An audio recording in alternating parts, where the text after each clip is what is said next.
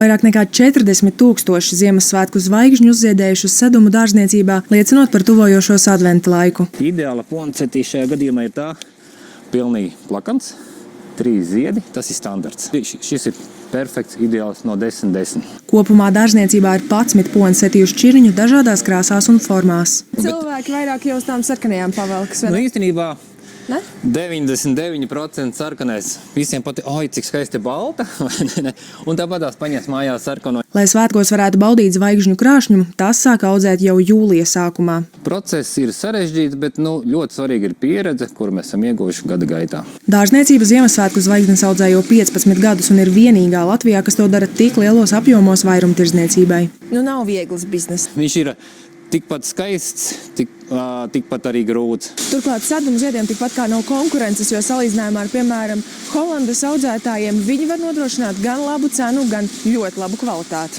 Jo transportējot ziedus no ārvalstīm, tie vairākas dienas pavada tumsā un galvenais saspiesti, kas tos neizbēgami traumē. Mēs paņēmām lapiņu, un viņai momentāli uzreiz būs baltais piens ārā. Wow! Un viņa viena pie otras ir saspiesta. Un šeit veidosies jau tā kā melna strīpa. Turklāt Ziemassvētku zvaigznes dot iespēju arī strādāt pilnu sezonu, tādējādi aizpildot salīdzinoši klusos novembra un decembra mēnešus. Jau Latvijā lielākā problēma ir tā sezonalitāte. Mūsu vērtība ir efektīva darbinieka. Mums jādara viss, lai viņš šeit strādātu. Mēs tā lēnām nolaižam.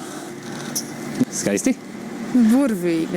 Padomu lūdzu. Es nopērku. Kā man par viņu ir jārūpējas? Vislabākais padoms būtu nelikt uz palodzes, jo no radiatoriem nāk siltums. Un neiekaltēt un nepārlaistīt, pataustīt kūdru vienkārši. Var pēc krāsas kūdru saprast. Tad, kad viņa ir tumšāka, tad poncete ir padzērusies. Tā kā ziedam nepatīk straujas temperatūras maiņas, svarīgi arī to nesot ārā no veikala vismaz nedaudz apsekt. No siltumnīcām poinseties jau sākušas ceļu uz veikalu plauktiem, lai pavisam drīz ienestu Ziemassvētku sajūtu mūsu mājās. Jums tie svētki vienmēr ir ātrāk nekā citiem.